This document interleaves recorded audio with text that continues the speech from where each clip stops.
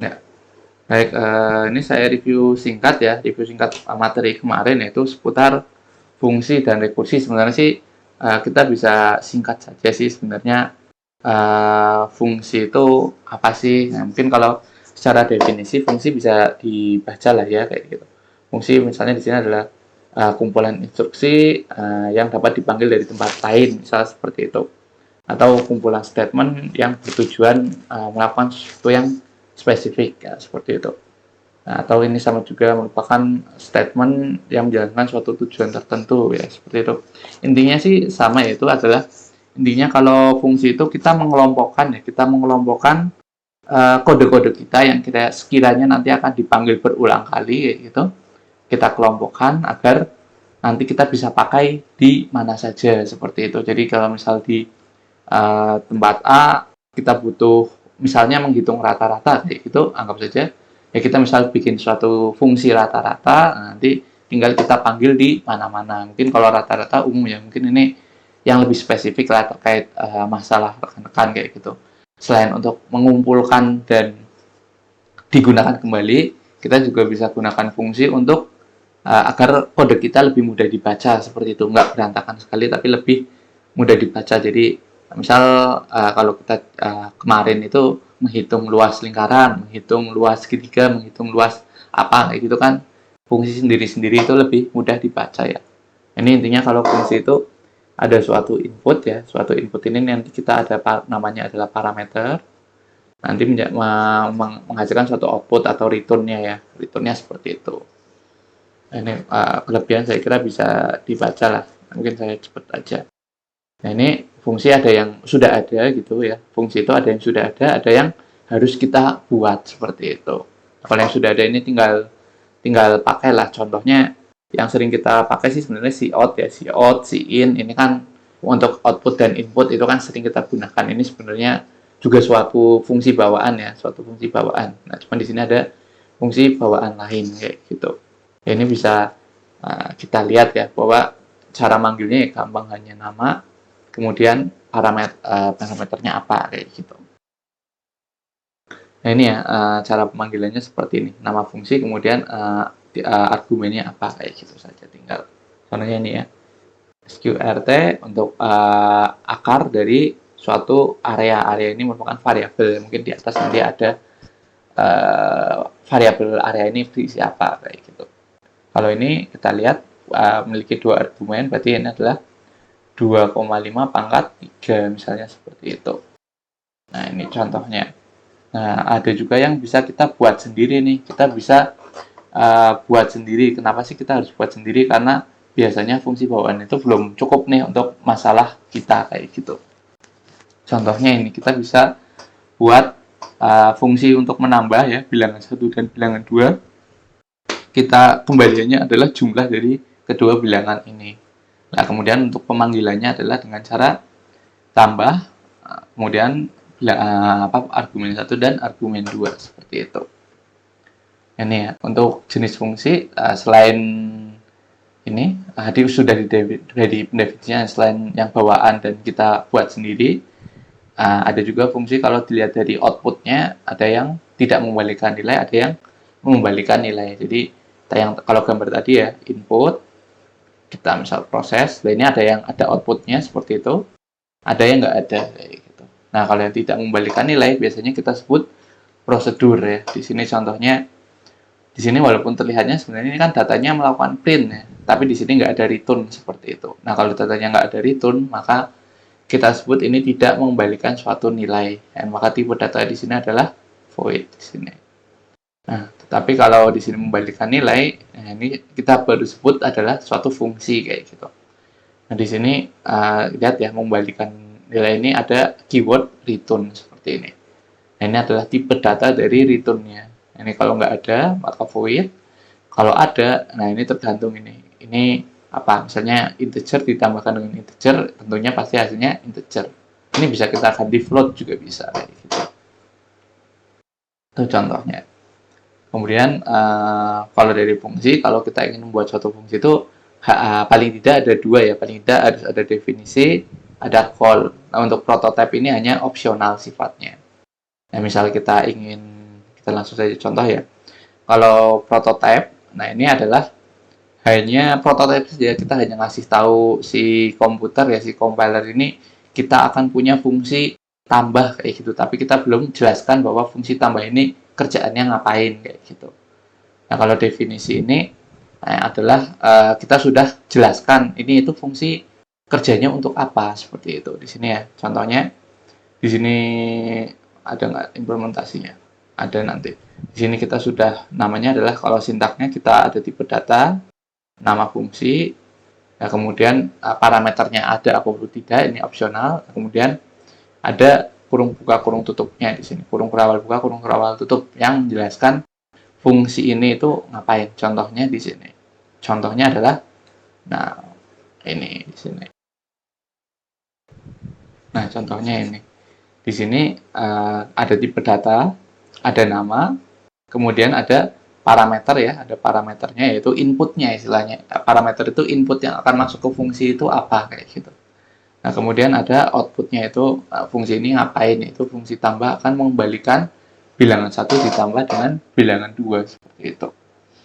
Itu contoh deklarasi ya, definisi maaf. Nah, definisi kemudian yang terakhir adalah pemanggilan. Nah, kalau pemanggilan kita tinggal tulis saja nama fungsinya, kemudian argumennya apa, seperti itu. Nah, kalau fungsi tidak dipanggil, maka nggak akan jalan fungsinya. Fungsi baru akan jalan kalau dipanggil seperti ini di main, misal seperti itu.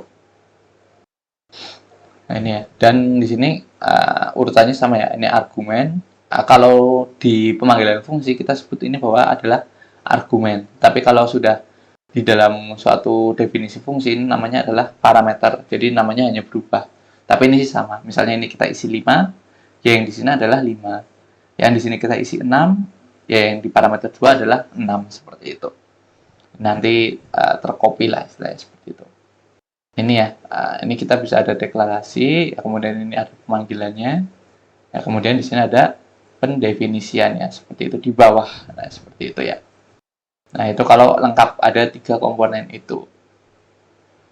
Nah, ini ya. Ini kalau lengkap ini ada di sini deklarasi, di sini pemanggilan, di dalam main ya. Nah, kemudian ada definisi seperti itu, yaitu fungsi ini ngapain sih kayak gitu.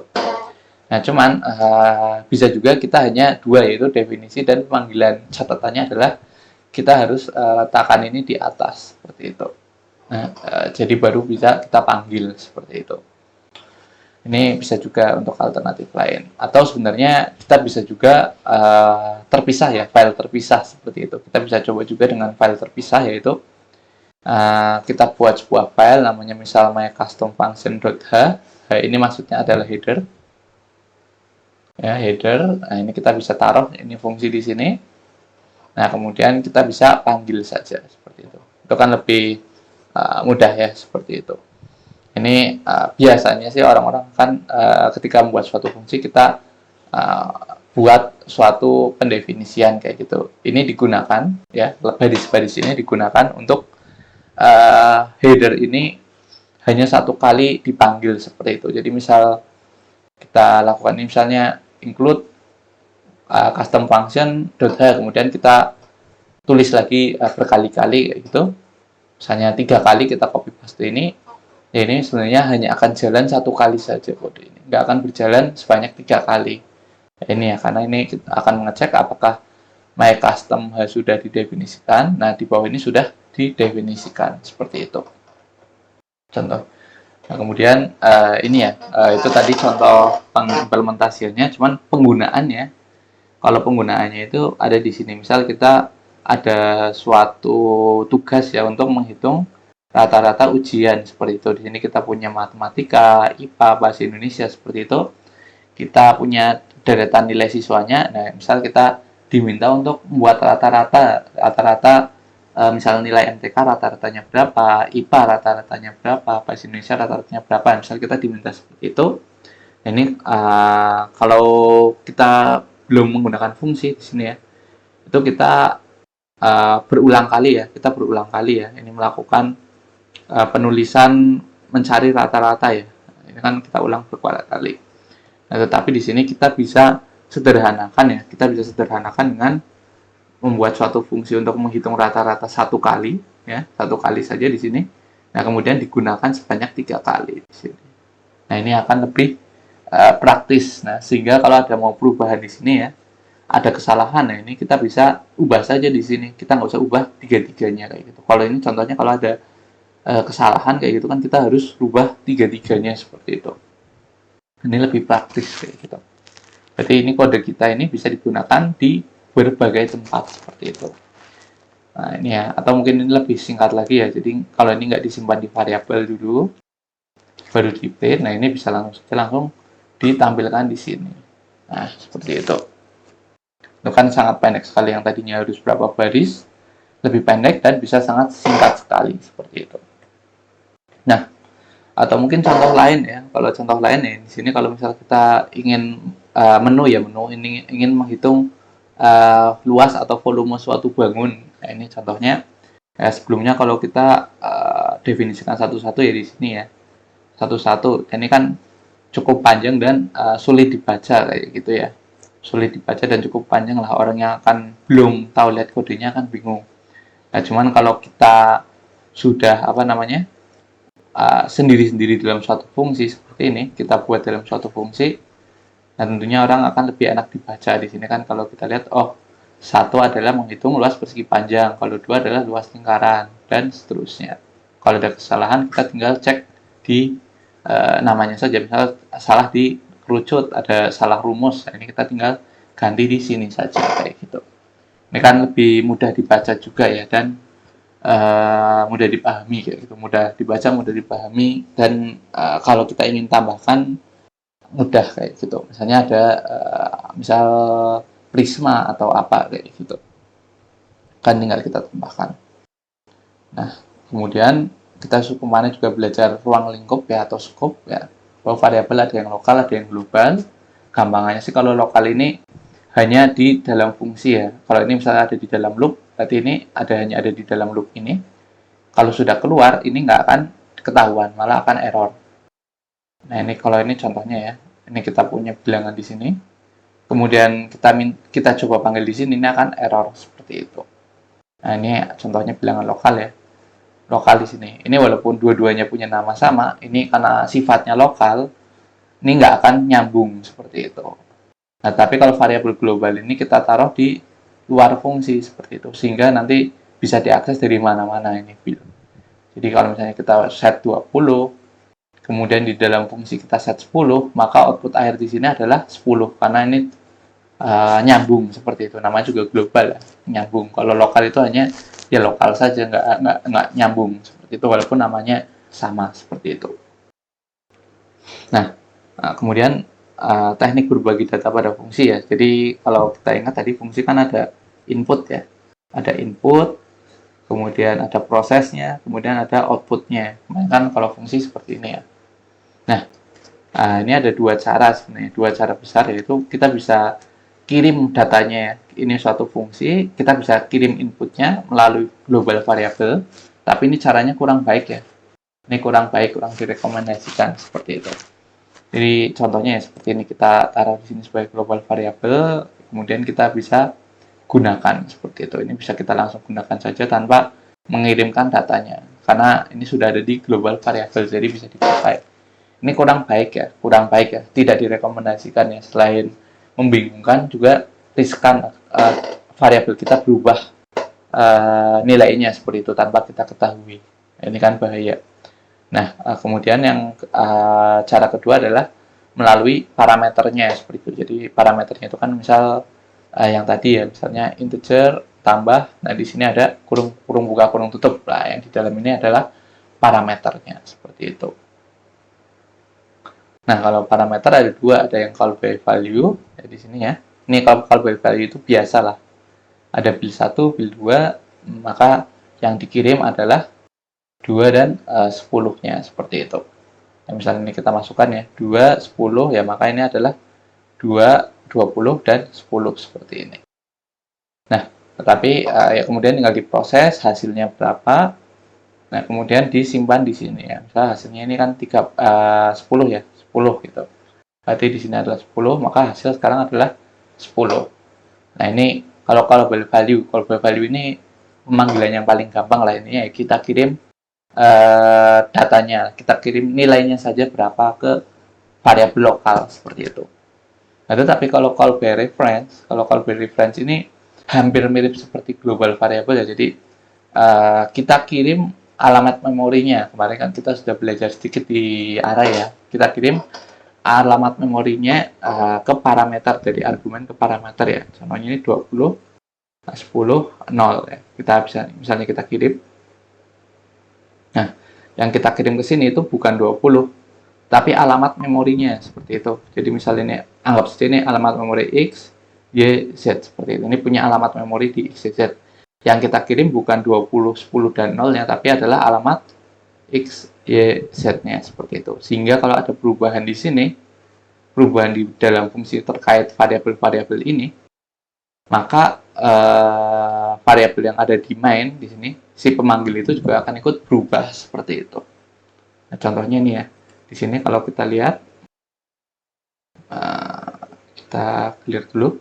Nah, di sini kita kirim build 1, build 2, dan hasilnya.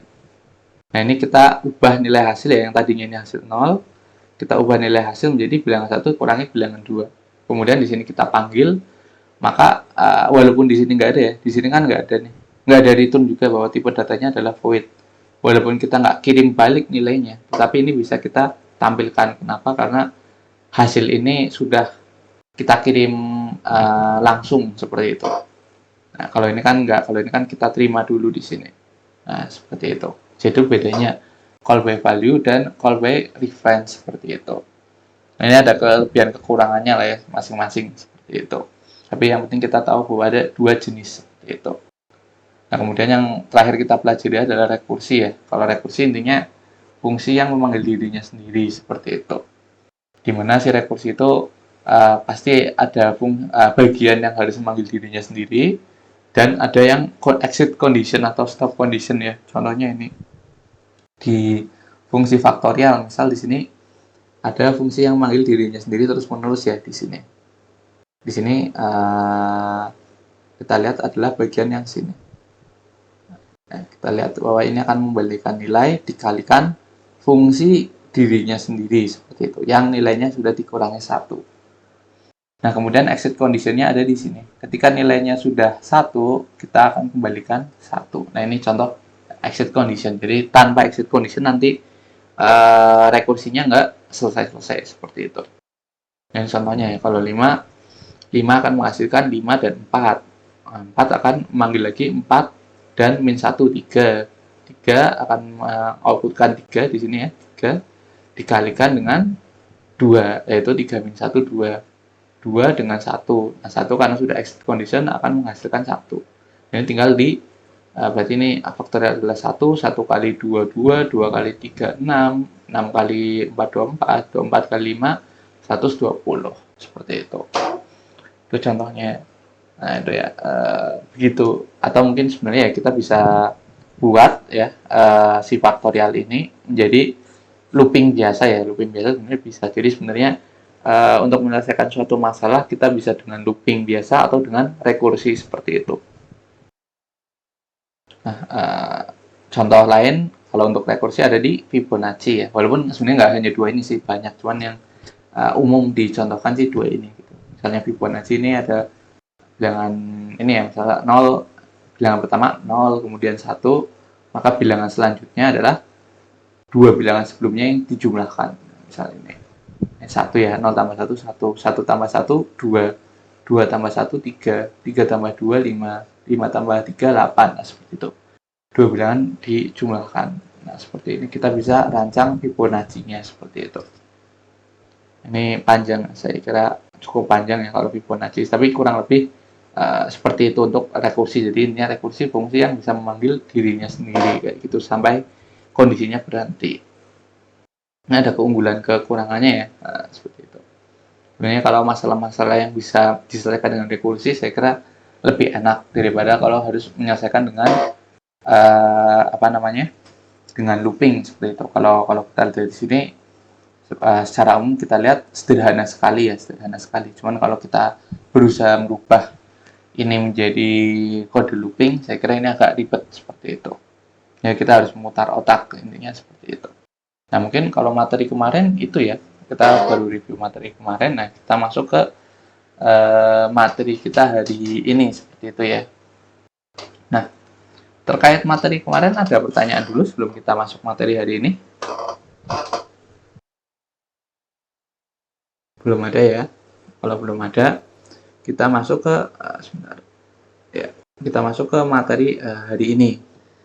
Sebenarnya sih kalau materi hari ini kita lebih santai saja, kita nggak akan mengkode langsung ya, karena di sini kita ingin mencoba menganalisis suatu algoritma seperti itu. Nanti apa sih maksudnya menganalisis suatu algoritma? Itu nanti akan kita bahas ya. Intinya yang akan kita bahas di materi hari ini adalah ya kita akan bahas sebenarnya ya materi analisis algoritma sendiri itu apa ya. Kemudian ada beberapa komponen-komponen dari analisis algoritma, di antaranya yang pertama adalah running time analysis. Ini salah satu metode mengukur suatu algoritma seperti itu. Ini nanti akan kita bahas.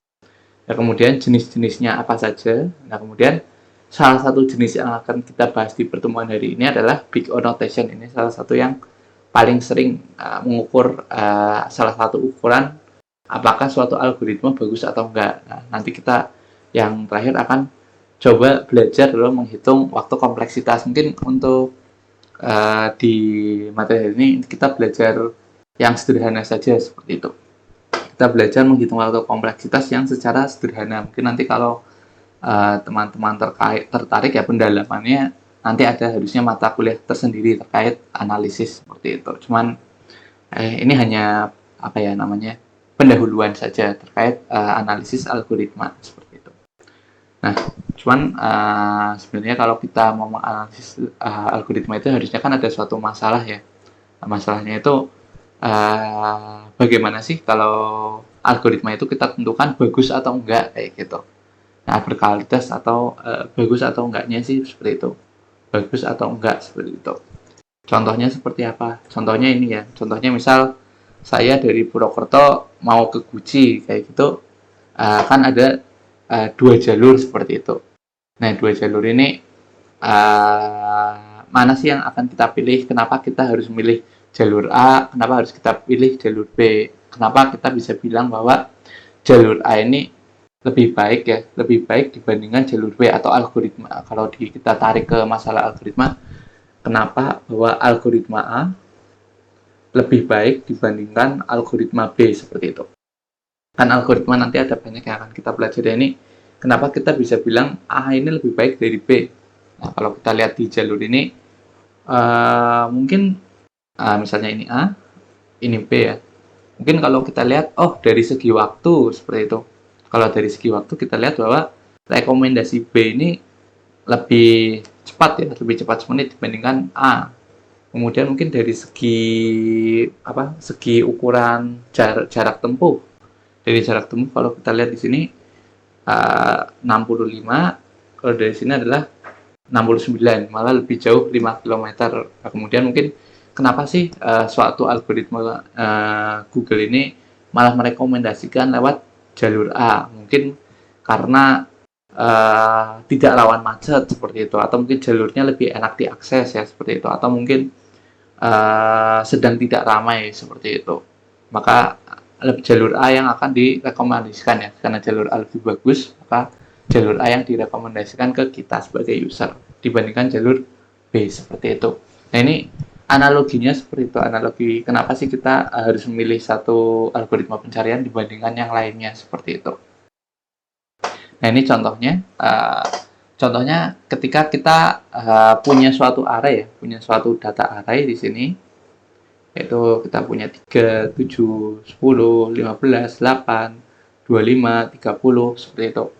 Nah, kemudian kita diminta nih, carilah indeks dari nilai 18 nih dari array yang sudah terurut ya di sini ya. Ini kan arraynya urut ke atas seperti itu ya. Nah, mungkin kita bisa saja menjawab, untuk mencari indeks dengan nilai 18 ini kita harus telusuri satu-satu kayak seperti yang tadi itu, seperti yang tadi pertanyaan ini ya, pertanyaan mencari nilai terbesar Nah, itu kan mirip kan tadi saya contohkan mencari satu persatu seperti itu. Nah, di sini kita bisa juga, oh, saya punya misalnya orang A, saya punya algoritma, saya punya ide, saya punya usulan bahwa kita akan mencari, kita looping satu persatu, mana yang array-nya, array-nya sama dengan 18 kayak gitu. Mana sih yang array-nya sama dengan 18, baru kita return i seperti itu. Misal kita kasih tahu bahwa data indeksnya ini berapa loh dari yang nilainya 18. Ini kan kita bisa telusuri satu persatu nih. Kita bisa bikin satu algoritma seperti ini. Nah, pasti algoritma ini akan menghasilkan nilai yang benar ya. Jadi kalau saya jalan, nah ketemu 18, selesai seperti itu. Nah, kemudian ada juga orang B, misal yang menyarankan, oh, karena ini sudah pasti terurut ya, untuk array-nya, ya kita bisa ceknya jangan satu-satu, tapi ceknya itu dari tengah-tengah. Misal kita di sini punya 1, 2, 3, 4, 5, 6, 7 data, berarti kita cek tengah-tengahnya nih, kita cek ke tengah-tengahnya 15, apakah 18 ini lebih dari 15? Kalau iya berarti data 18 ini ada di sisi sebelah kanan. Nah, seperti itu. Kemudian kita cari lagi nih, yaitu ke tengah-tengahnya lagi, tengah-tengah dari yang kanan. Berarti tengah-tengah dari 3 data ini adalah 25. Kita cek ke tengah-tengah ini. Nah, berarti data 25 akan dicek apakah 18 ini kurang dari 25. Oh iya, seperti itu. Berarti nggak mungkin dong di kanannya, berarti mungkin di kirinya, seperti itu. Nah, kita cek berarti adalah 18, seperti itu. Nah, ini baru ketemu. Nah, ini kan kalau kita lihat, ini hanya butuh tiga proses ya, tiga proses pencarian. Kalau ini kan harus 1, 2, 3, 4, 5, seperti itu.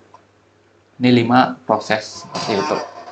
Nah, ini bagaimana sih kita bisa bilang bahwa A lebih baik dari B, maupun mungkin B lebih baik daripada A.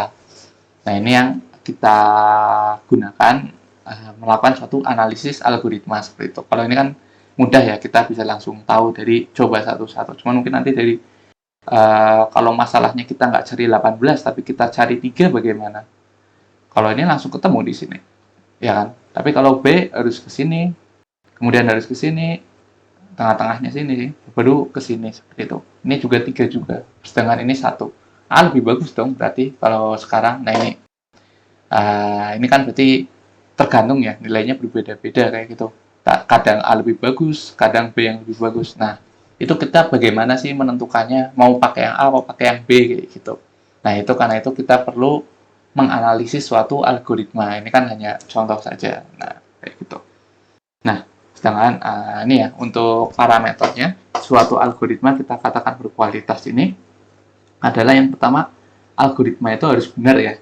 Kalau algoritma, misalnya kita di sini mencari suatu indeks, tapi walaupun cepat tetapi tidak mengembalikan nilai indeksnya, berarti ya algoritmanya salah, seperti itu, nggak benar ya. Kalau ini correctness ini ya, suatu algoritma harus benar, ini salah satu yang paling pasti lah. Jadi kedua algoritma ini harus benar, seperti itu. Untuk dibandingkan, kalau yang satunya benar satu salah, ya sudah kan jelas kita pakai yang benar aja kayak gitu. Nah, kemudian adalah time dan space efisiensi ya. Jadi waktunya harus efisien ya, waktu proses program berjalan harus efisien, dan memori yang digunakan juga harus efisien, seperti itu. Jadi agar kita menentukan mana sih yang bagus, dan kita harus bisa menentukan nih mau harus efisien dari waktu dan memorinya, seperti itu. Nah, kemudian parameter lain adalah kode yang lebih simpel, seperti itu, yang lebih sederhana kayak gitu, simplicitas kode, seperti itu ya. Jadi kalau kodenya menjelimet kayak gitu ya, tentunya kan mungkin prosesnya lebih panjang jadinya, dan susah dibaca, tentunya pilih yang lebih mudah. Nah, terakhir, kualitas algoritma yang baik itu bisa masalahnya itu harus umum, bisa menjawab masalah-masalah yang ya memang umum, seperti itu, nggak spesifik ya, seperti itu. Misalnya kita harus menyelesaikan masalah A sampai Z, tetapi kita bikin algoritma cepat tapi hanya menyelesaikan masalah A sampai B. walaupun cepat ya tentunya itu nggak menjawab masalah seperti itu.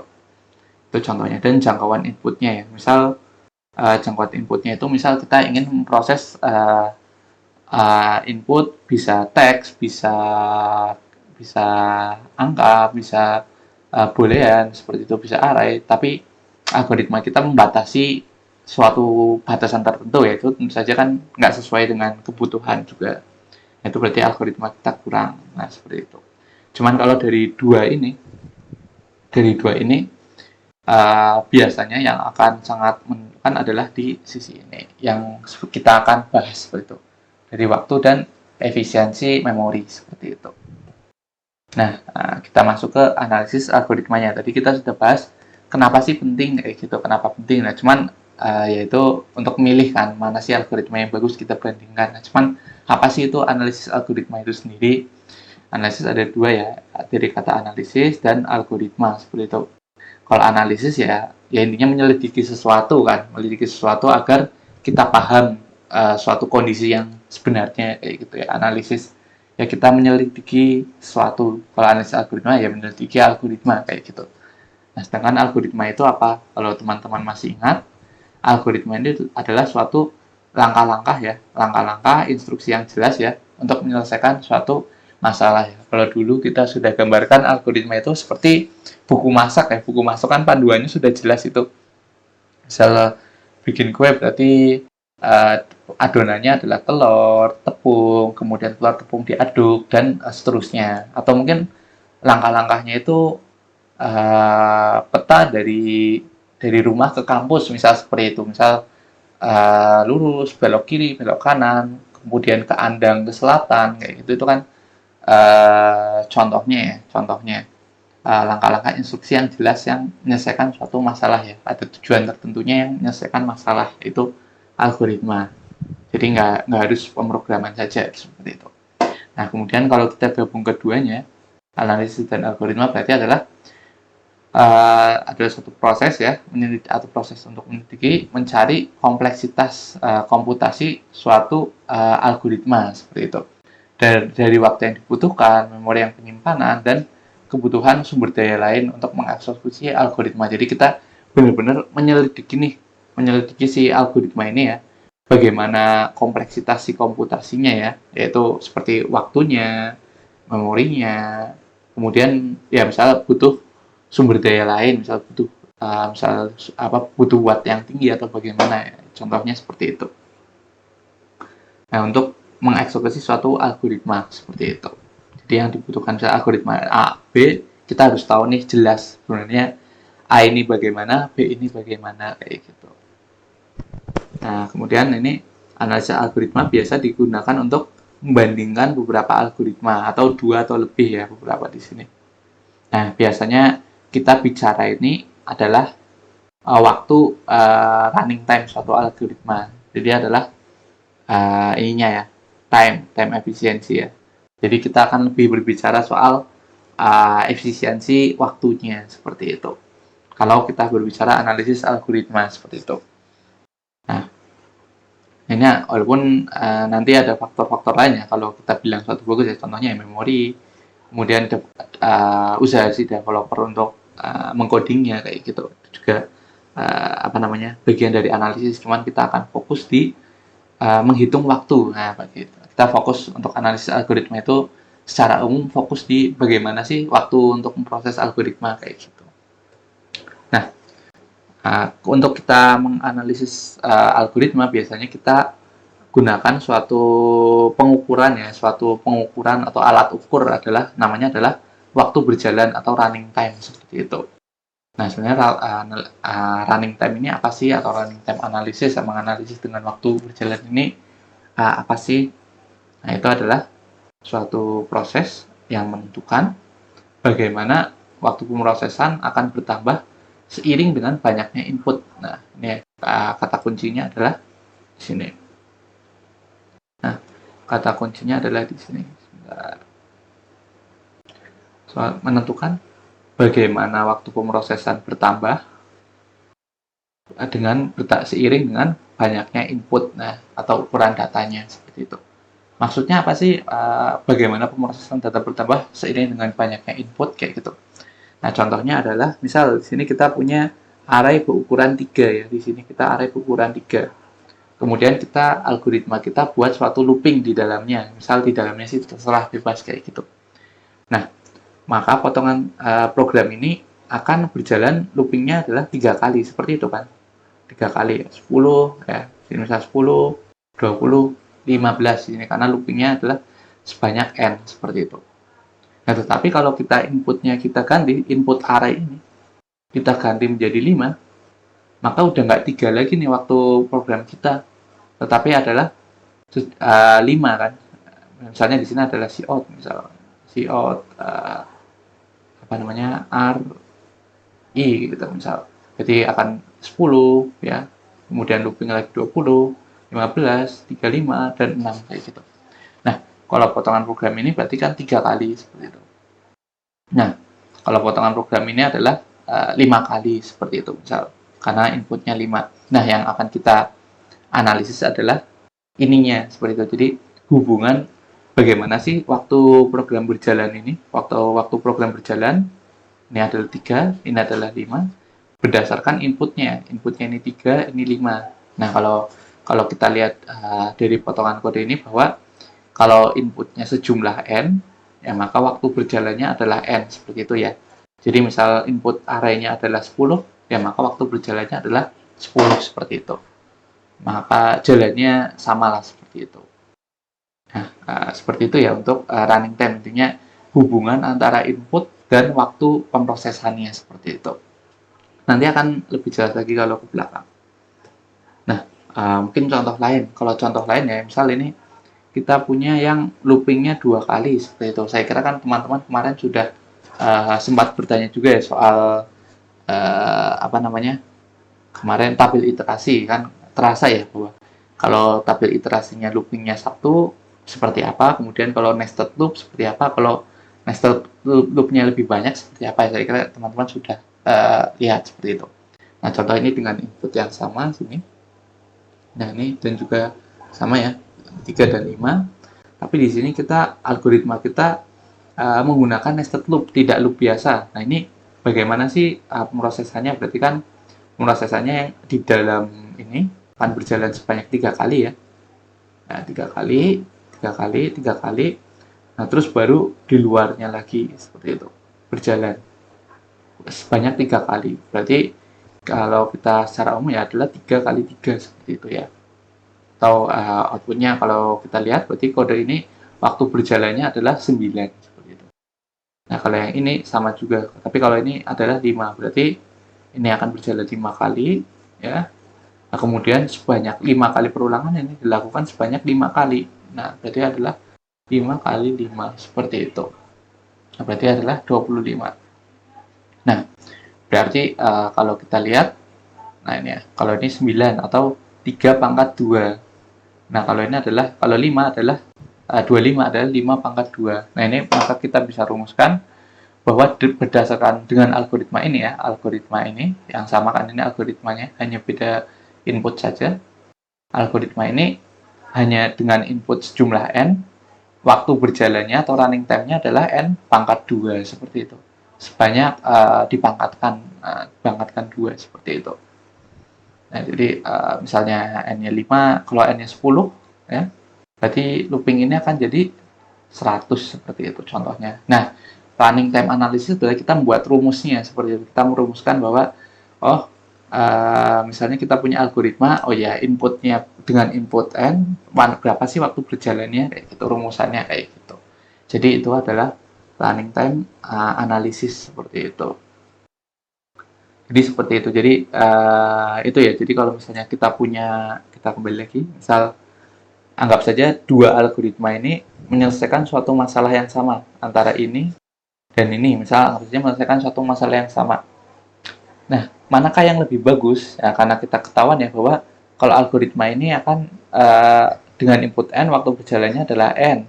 Sedangkan waktu program yang ini dengan input n, waktu berjalannya adalah n pangkat 2 seperti itu. Dengan asumsi misalnya 2 program ini melakukan hal yang sama kayak gitu, tujuannya sama, maka tentu saja program ini lebih bagus. Kenapa? Karena waktu berjalannya lebih singkat seperti itu. N ya karena N lebih kecil daripada N pangkat 2 seperti itu. Itu contoh running time analysis, intinya seperti itu. Nah, mungkin itu ya terkait bagaimana kita menganalisis suatu algoritma berdasarkan waktu jalannya seperti itu. Nah, ini mengapa sih kita gunakannya adalah running time analysis? Kenapa enggak alat ukur lain seperti itu? Nah, ini salah satu alasannya adalah karena running time analysis ini pengukurannya objektif seperti itu. Nah, objektif ini jika kita bandingkan dengan alat ukur lain, misal waktu eksekusi. Kalau saya kira teman-teman ingat ya, kalau kita buka Devsi, teman-teman jalankan, biasanya kan ada eksekusinya, misal 0,001 second seperti itu kan ada, saya kira. Nah, kenapa nggak pakai itu aja? Kan berarti makin cepat ya makin bagus. Nah, cuman ini itu sebenarnya bukan alat ukur yang baik ya. Karena waktu eksekusi ini sangat bergantung dengan spesifikasi komputer seperti itu. Ya misal ya komputer yang bagus banget, ya misal komputer yang high spec, ya tentunya bisa aja 0,00001 untuk komputasi yang berat. Sedangkan kalau komputer zaman dulu misal Pentium 1, Pentium 2 ya bisa aja misal 10 second, padahal untuk algoritma yang sama. Nah, ini kan nggak apple to apple seperti itu ya. Juga tergantung bagaimana OS-nya seperti itu. Misal OS Ubuntu, Mac, dan Windows seperti itu kan juga berbeda itu nanti waktu eksekusinya. Nah, itu makanya nggak bisa kita gunakan sebagai salah satu alat ukur yang baik seperti itu untuk waktu eksekusi seperti itu. Nah, kemudian bagaimana kalau dari barisnya, kompleksitas ininya lah, kompleksitas kodenya, jumlah statement atau barisnya seperti itu. Bagaimana kalau kita lihat dari situnya aja, kode yang algoritma yang langkahnya paling pendek tapi selesai, tentu saja lebih bagus daripada yang panjang kan. Nah, cuman ini belum tentu juga, karena baris instruksi ini sangat bervariasi ya, bergantung pada programmernya ya. Kalau programmernya bisa yang menulis sangat pendek, ya tentunya bisa menulis pendek, tapi kalau yang masih belum berpengalaman tentunya agak panjang seperti itu. Dan juga tergantung juga bahasanya. Ya kadang bahasanya suatu bahasa bisa disingkat, suatu bahasa bisa juga sifatnya sangat panjang seperti itu. Contohnya bahasa C seperti ini. Kemudian teman-teman dulu contoh di awal sudah ada bahasa ini ya, perbandingan bagaimana Python, bagaimana C, bagaimana bahasa mesin menuliskan hello world seperti itu kan berbeda-beda, padahal intinya kan menulis hello world seperti itu. Itu kan apa namanya? Sangat berbeda ya kalau dilihat dari jumlah statementnya, padahal punya algoritmanya atau tujuannya sama, yaitu untuk menampilkan tulisan hello world di konsol seperti itu.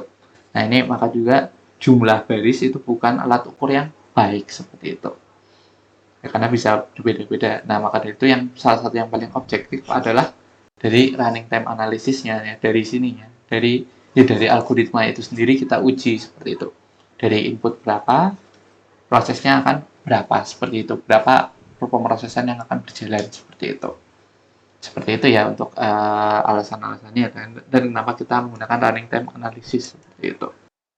Nah, untuk beberapa jenis ya, kalau ini kan tadi ada formulanya ya, ini ada beberapa formulanya atau rumusan matematisnya di sini. Misal saya tuliskan di sini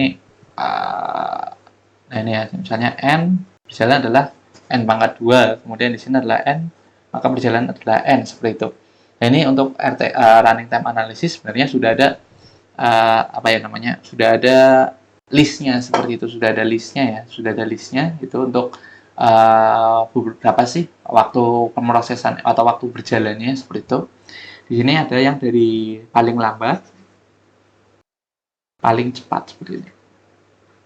Nah, paling lambat adalah 2 pangkat n seperti itu. Ini paling lambat. Kemudian untuk misalnya kompleksitas untuk input n, waktu pemrosesannya adalah n faktorial, ini cukup lambat seperti itu. Begitu juga dengan 4 pangkat n. Begitu juga dengan 2 pangkat n. Nah, ini kalau ini n pangkat 2. Nah, kemudian lebih cepat lagi adalah n log n. kemudian lebih cepat lagi adalah n log n faktorial, kemudian ada n, kemudian ada 2 log n, kemudian n log 2n, kemudian akar log n, log n, dan yang terakhir adalah yang paling cepat adalah 1, seperti itu. Cuman ini kan banyak sekali, sebenarnya yang paling sering digunakan itu ini. Nanti akan kita bahas. Satu ini adalah konstan. Konstan ini berarti kita nggak butuh waktu seperti itu. Contohnya misal cout. Nah, contoh cout. Misalnya hello world. Ini adalah satu nih, konstan. Mau inputnya misalnya input array misal berapa? 10, 20, 30. Tapi kalau program kita hanya untuk menampilkan hello world, mau input berapapun ya nggak ngaruh, nggak ada loopingnya kan. Jadi ini konstan 1 seperti itu. Nanti akan kita pelajari ada yang ini yang semuanya ya ada ya. Ini secara yang sering dipakai, yang sering seperti itu. Ada 1, ada log n, ada n log n, ada n kuadrat, n pangkat 3, dan eksponensial 2 pangkat n seperti itu. Ini ada beberapa contohnya ya. Kalau menambah atau menampilkan hanya konstan, tetapi kalau mencari elemen array terurut ya, contohnya yang ini. Nah, yang ini itu adalah setelah dirumuskan rumusnya adalah log n seperti itu. Kalau ini adalah n, nah, maka sebenarnya algoritma B lebih baik untuk mencari pencarian seperti itu. Ini contohnya ya, contohnya seperti itu. Tapi kalau tidak terurut, maka adalah menggunakan yang A tadi, yang linear. Itu lebih detailnya akan kita pelajari nanti seperti itu. Yang ini kita tahu dulu. Nah, kemudian ini ada n log n, ini ada algoritma namanya merge sort, jadi nanti akan kita pelajari nanti di setelah UTS seperti itu. Nah, kemudian ini ada kuadratik ya, mencari jalur terpendek ya. Kemudian adalah kubik, ada perkalian matriks seperti itu. Kemudian bisa eksponensial, ini adalah masalah Tower of Hanoi. Nah, nanti mungkin ada beberapa yang nggak akan kita bahas ya karena waktunya terbatas, tapi ada yang bisa dicari. Untuk terkait analisis algoritma ini ya penting juga untuk dipelajari lah, walaupun mungkin sekilas hanya untuk ngitung aja ya. Cuman biasanya ini dipertanyakan kalau di perusahaan-perusahaan besar kayak gitu mencari kerja, bagaimana kita membuat aplikasi atau membuat suatu algoritma yang singkat, yang waktunya efektif. Biasanya diminta yang mendekati konstan, atau konstan tidak mungkin, biasanya ada yang mendekati logaritmik seperti itu. Ini itu. Nah, sebenarnya itu tadi dari masalah running time analysis. Jadi ya intinya itu. Jadi intinya running time analysis adalah suatu membandingkan bagaimana sih waktu pemrosesan dibandingkan dengan banyaknya input seperti itu. Nah, ini ya contohnya itu tadi. Nah, ini untuk running time analysis ada beberapa jenis nih. Ada beberapa jenis kayak gitu. Nah, misalnya di sini untuk menganalisis suatu algoritma, kita perlu tahu kan secepat apa algoritma dapat bekerja berdasarkan input tertentu, dan selambat apa algoritma dapat bekerja seperti itu. Misal di sini, ini suatu aplikasi mencari data ya. Ini aplikasi untuk mencari data ya, contohnya yang ini tadi di awal. Nah, yang di awal ini adalah mencari data. Kita lanjut lagi. Nah, di sini mencari data ya. Nah, di sini misal di sini ada suatu input, ini akan dicari, ditelusuri. Nah, di sini untuk menelusuri, kalau sudah ketemu, maka akan keluar dari loop, langsung dikembalikan indeksnya. Tapi kalau sampai akhir nggak ketemu, maka akan mengembalikan -1, berarti datanya nggak ketemu, kayak gitu. Intinya seperti itu. Ini adalah nilai yang untuk dicarinya berapa ya. Ini adalah berapa jumlah arraynya, kalau ini adalah data arraynya. Gitu. Ini akan ditelusuri lah, intinya seperti itu. Intinya sih sama seperti ini sih. Nah, sama ini pakai yang metode A. Ini saya clear dulu. Nah, ini metode A, nanti ditelusuri satu persatu kayak gitu. Nah, kita lanjut. Nah, contohnya misal kita punya inputnya arraynya adalah 5, dan tapi dengan inputnya adalah 10, 20, 44, 45, 50, dan kita ingin mencari nilai 10 seperti itu. Nah, ini kalau kita cari datanya, ini ada nggak? Nah, kalau kita cari datanya, berapa kalau pakai masalah ini, berapa waktu prosesnya atau waktu berjalannya. gejalanya. Nah, di sini kita bisa cek ya. Di sini 10 seperti itu. 10 masuk sini. Pertama adalah data pertama adalah 10 ya. Nah, apakah input di sini adalah 10? Nah, di sini adalah 10, 20, 44, 45, 50 seperti itu yang di sini. Ini adalah 10. Nah, ketika kita masuk, ini akan cek nih data pertama. Apakah 10 sama dengan data array? Data array adalah data pertama kan, ini 10. Apakah 10 sama dengan 10? Iya, betul. Maka langsung keluar, program keluar bahwa program ini selesai, bahwa kalau dengan input seperti ini, maka waktu pemrosesannya adalah 1 saja, seperti itu. Hanya butuh 1, karena langsung selesai ya, kayak gitu. Tetapi kalau kita lihat ya, sekarang kita punya, masih sama juga inputnya. Tapi nilai yang akan kita cari berbeda nih. Sekarang kita cari adalah 50. Nah, kalau 50 bagaimana? Kalau 50 ya akan dicari. Jadi 1, 2, 3, 4, 5. Nah, sekarang berarti waktu prosesnya adalah 5 seperti itu. Nah, ini kan berarti berbeda ya. Kalau dengan data seperti ini waktu prosesnya 1, dengan data seperti ini waktu prosesnya 50 nih, seperti itu. Atau bahkan kalau misalnya data yang dicari nggak ketemu, ya sama saja berikan 5 juga. Nanti kita tulis tidak ketemu, seperti itu. Nah, tapi bahwa algoritma itu, kalau kita lihat misalkan dua contoh ini, dengan suatu algoritma ini,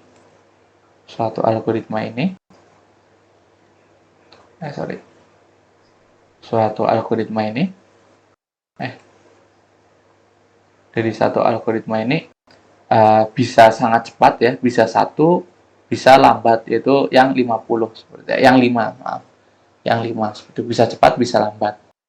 Nah, yang contoh pertama atau yang sangat cepat itu kita sebut sebagai best case ya, atau keadaan di mana waktu pemrosesannya itu tercepat, intinya seperti itu. Nah, kalau contoh kedua adalah worst case ya, di mana kondisi di mana algoritma itu menghasilkan keadaan di nilai yang paling buruknya, seperti itu, paling jeleknya lah, seperti itu.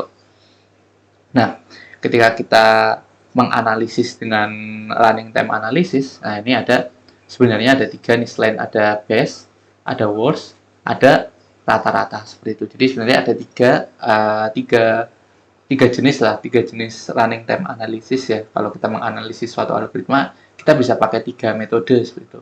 Mau metode terburuk ya, jadi running time yang kita hitung yaitu adalah keadaan terburuknya, seperti itu. Jadi kita nggak mengharapkan suatu program ini berjalan dengan sangat baik, tapi kita berharapnya itu kita hitung berdasarkan kalau program ini sangat buruk, seperti itu keadaannya, jadi selesainya lama lah, itu berapa sih waktu berjalannya. Nah, itu contohnya worst case ya. Nah, adalah running time terburuk dari suatu algoritma, atau waktu running time maksimumnya, seperti itu.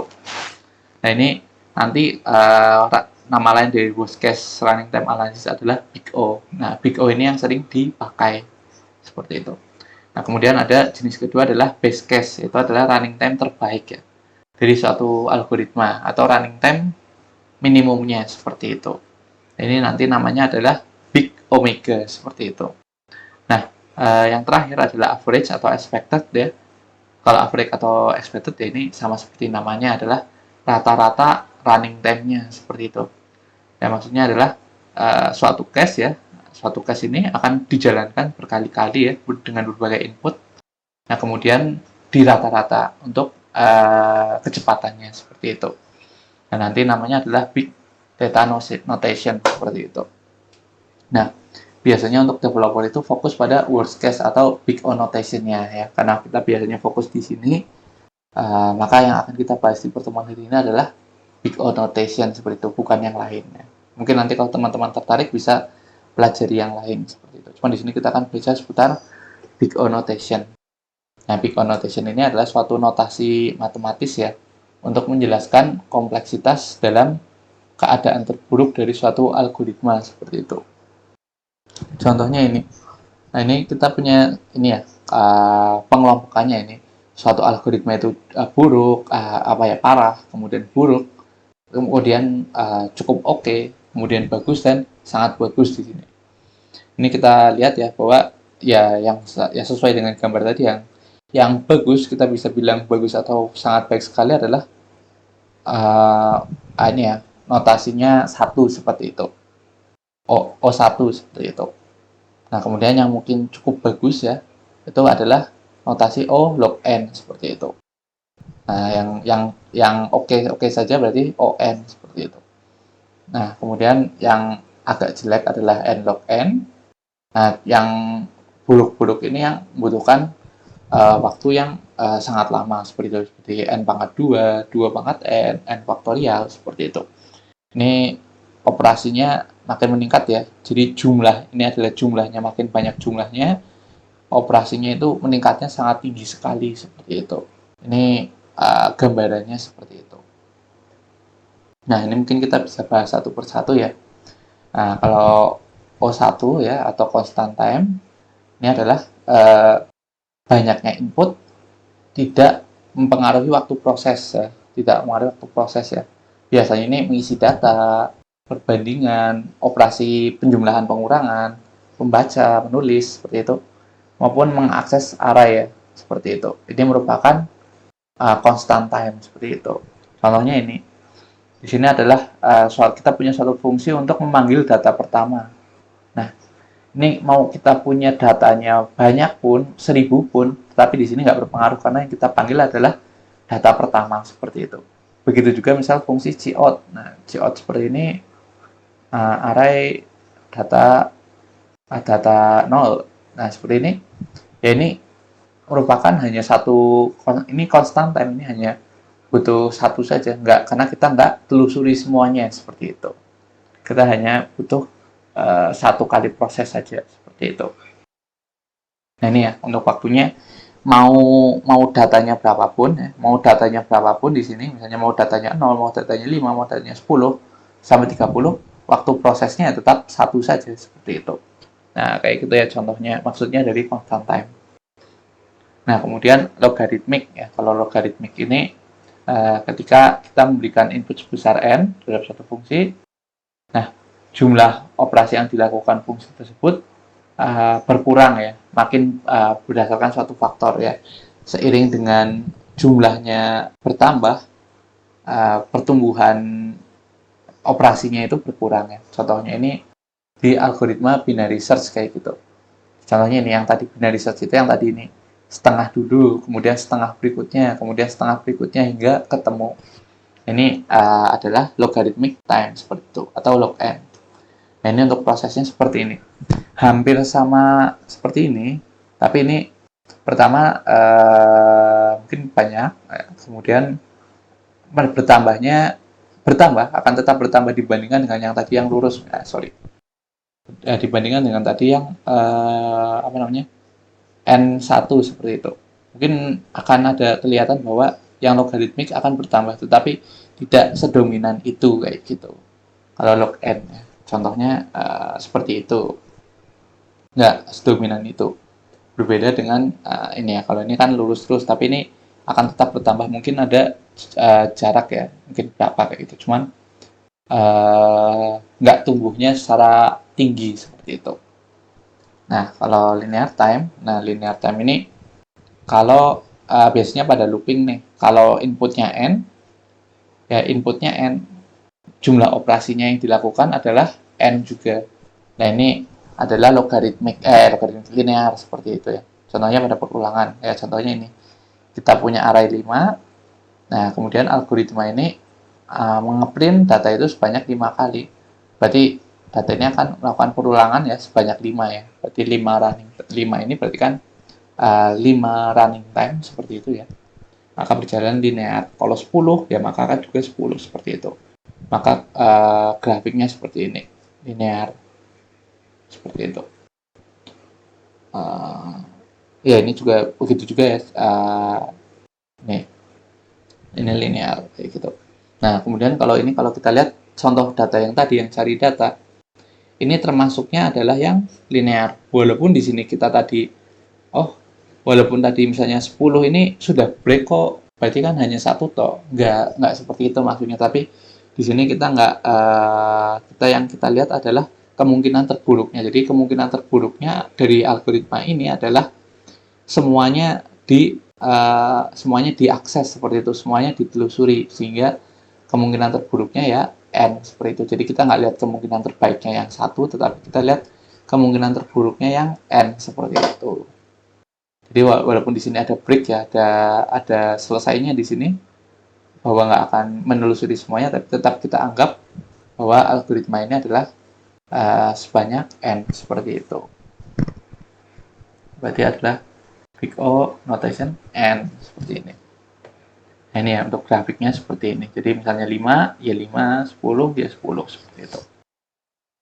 Nah, mungkin selanjutnya agak kurang baik ya adalah quadratic time ya. Quadratic time ini berarti n pangkat 2 seperti itu. Misalnya kita inputnya n, waktu prosesnya adalah n pangkat 2 seperti itu. Biasanya pada perulangan bersarang ya. Contohnya tadi yang ini nih, ada 2 perulangan. Ya, maka misalnya ini sebanyak 5, nah tapi 5 perulangan ini akan diulang sebanyak 5 kali seperti itu. Jadi maka ada 5 kali 5 ya, atau 5 pangkat 2 ya, termasuk yang bersarang seperti itu. Nah, ini untuk grafiknya ya. Grafiknya akan meningkat kayak gitu.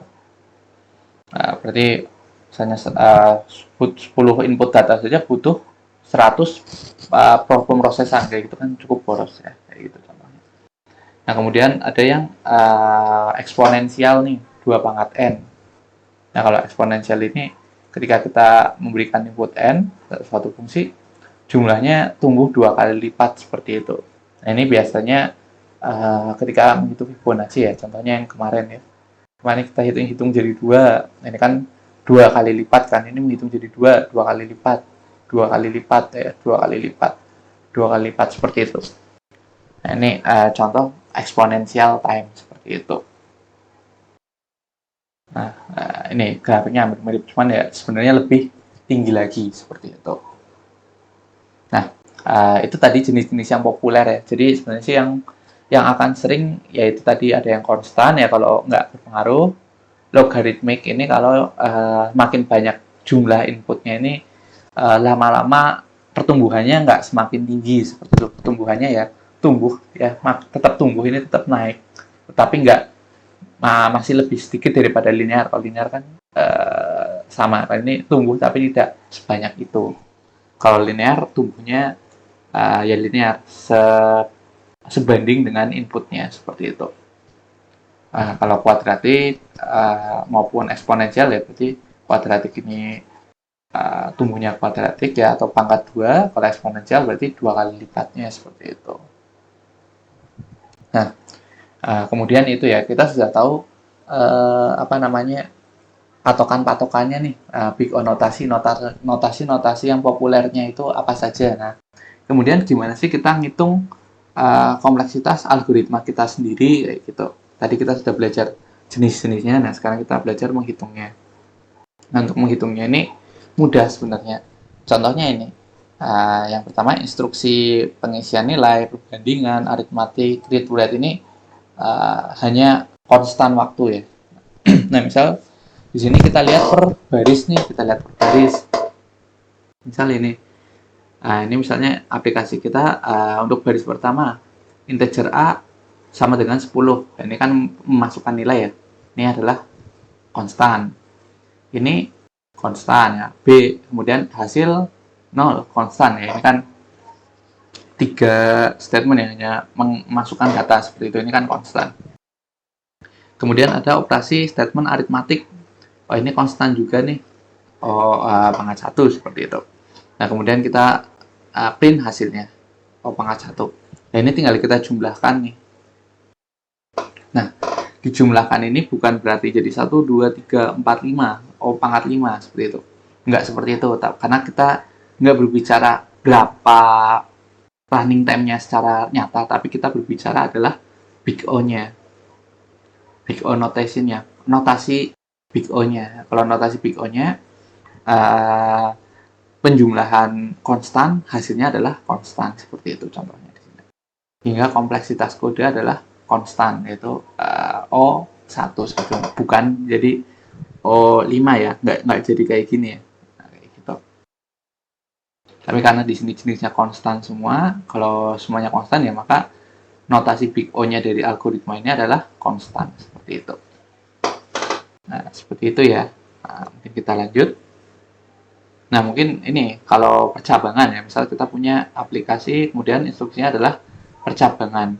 Nah, kalau percabangan ini akan mencari nilai maksimal dari percabangan ya, percabangannya. Nanti dijumlahkan dengan operasi sebelum atau setelah percabangan. Contohnya ini kita punya integer A, ini ya, ini konstan. Kemudian ini ya, perbandingan ya. A mod 2 apakah 0? Ini adalah suatu perbandingan ya, ini satu konstan. Nah, kemudian melakukan, nah ini ada percabangan di sini. Nah, kalau percabangan ya kita juga hitungnya percabangan juga nih, kayak gitu. Untuk ini kita anggap ini berarti adalah satu ya, karena hanya cout saja. Hanya cout saja berarti konstan. Ini juga cout saja hanya konstan. Nah, tetapi kalau kita ingin jumlah semuanya, nah ini kita akan jumlah operasi sebelum atau setelah percabangan ya. Jadi ini akan kita jumlah 1, 2, dan kita akan memilih nilai maksimal dari percabangan. Jadi misal di sini genap ganjil ya, ini akan maksimal dari titik kalau true, kalau false ya. X itu kalau true, Y kalau false di sini. Nah, jadi contohnya di sini tinggal kita pilih maksimal dari 0 ataupun 0 ya, karena ini dua-duanya 0 konstan, 0 1 O1 seperti itu. Sehingga maksimal dari O1 dan O1 ya O1. Sehingga kalau kita jumlahkan semua, kompleksitasnya tetap O1 seperti itu. Maka kompleksitas kode ini tetap O1 seperti itu. Atau konstan. Nah, mungkin lebih jelasnya di sini. Kalau misalnya, kalau true ini ada 2. Nah, misalnya kayak gini kan lebih jelas. Nah, ini sama nih. Ini sebelum percabangan ya. Kita tambah. Nah, kemudian ini saat percabangan. Ini kita X ya. Kita sebagai X, ini sebagai Y. Waktu pemrosesannya.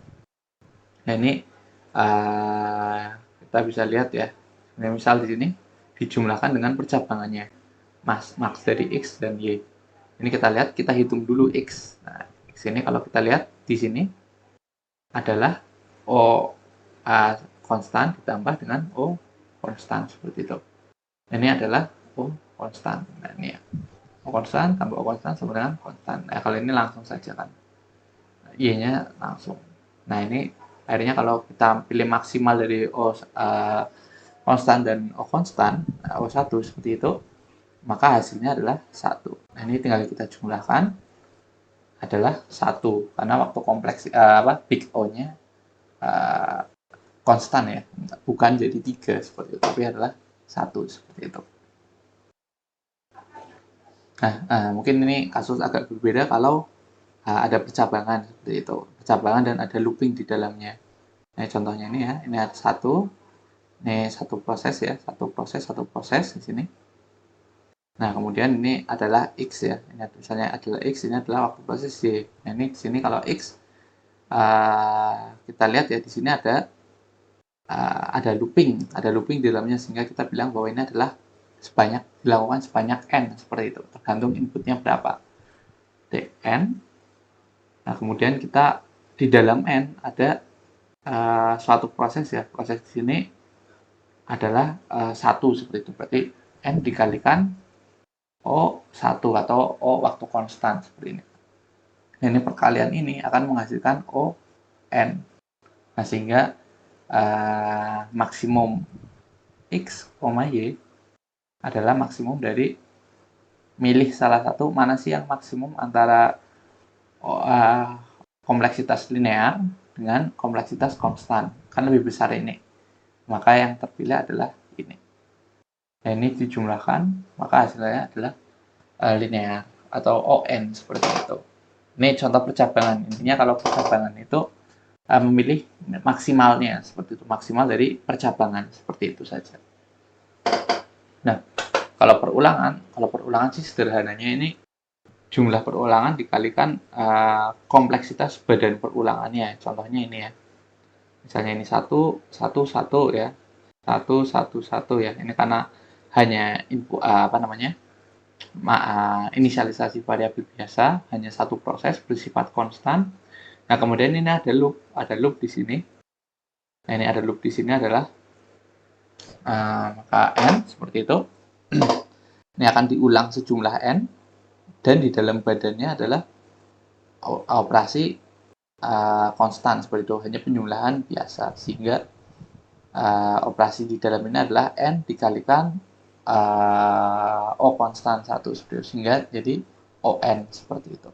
Sehingga kalau konstan ditambahkan linear, maka hasilnya adalah linear time seperti itu. Di sini maka hasilnya adalah linear time. Kenapa? Karena di sini sederhananya ya, karena ada for-nya seperti itu. Begitu juga kalau for-nya 2 nih. Kalau for-nya 2 berarti kan di sini n, di sini akan diulang sejumlah n, di sini akan diulang sejumlah n. Nah, sebenarnya paling dalam adalah 1. Nah, ini untuk menghitung ketiga ini berarti kan n dikalikan n ya, dikalikan O1 seperti ini. Sehingga n dikalikan ON nah seperti ini. Nah, sehingga ON pangkat 2. Nah, seperti ini. Nah, ini tinggal nanti dijumlahkan dengan yang sebelum perulangan. 1 tambah 1 tambah 1 tambah n pangkat 2. Maka outputnya adalah kita yang n pangkat 2 seperti itu. Nah, waktu kompleksitasnya yang n pangkat 2. Seperti itu. Nah, untuk big O notation ya, kalau kita bisa mengabaikan konstanta. Meskipun di sini for-nya ada 2. Nah, for-nya ada 2 ya. Di sini misalnya ini kan 1 2 ini kemudian n. Kemudian di sini ada satu proses, kemudian ada n, ini satu proses lagi. Ya, kemudian kalau kita hitung ya berarti kan O1 ditambah O1 ditambah O1, nah, 1 ditambah, nah ini ya, ini kita langsung saja ON tambah, langsung saja ya, ON. Nah, ini kan sebenarnya seperti kita bisa jumlahkan ini kan, ini seperti O2N, seperti ini. Nah, cuman kalau menghitung big O notation, kita abaikan konstanta, jadi 2 ini akan hilang. Nah, sehingga yang kita tulis adalah O pangkat N saja, seperti itu. Untuk kompleksitas algoritma ini, walaupun ini berjalan 2 kali, seperti itu. Nah, seperti itu ya, untuk menghitung big O notation. Jadi, sebenarnya nggak peduli mau berapa banyak loopingnya yang ada di sini, seperti itu. Mau 3, mau 10. Tapi, kalau karena konstan kan, misalnya hanya 2 kan konstan ya. 5 kan konstan ya. Mau ditulis banyak 5. Tapi kalau sudah loopingnya nested, nah kayak gini, ini sudah berbeda nanti penghitungannya kayak gitu. Ini nanti dikalikan seperti itu. Nah, mungkin itu ya untuk menghitung waktu kompleksitas seperti ini ya. Saya kira sebenarnya mudah sih, gampangannya ya kalau kalau ada perulangan maka n. Nah, kalau perulangannya 2 maka n kuadrat ya. Kalau perulangannya 3 nanti ya mungkin seperti apa, 4 seperti apa kayak gitu. Tapi kalau nggak ada perulangannya, ya berarti itu nanti yang O konstan seperti itu. Mungkin itu ya, kalau materi hari ini sih sudah selesai. Kira-kira bagaimana, mau ada pertanyaan dulu? Stop presentingnya gimana? Oh, ini error, ini nggak mau stop presenting.